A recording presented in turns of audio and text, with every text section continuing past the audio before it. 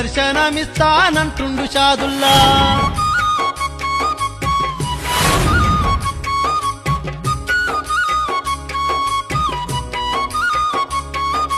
భక్తురాలా ఓ గొల్ల సాయమ్మ, ఎందుకమ్మా నీకు ఇంత మొండితనము?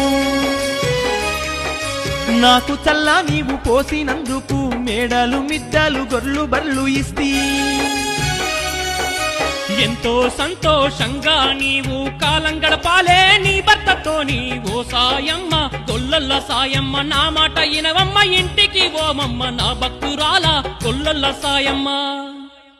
అమ్మా గొల్లొల్ల సాయమ్మ, నీవు ఇంటికి పోయి సుఖంగా జీవించు. నీకు ధనధాన్యం సిరిమంతం ఎంతో ఇచ్చి తిని వెళ్ళిపోవమ్మా.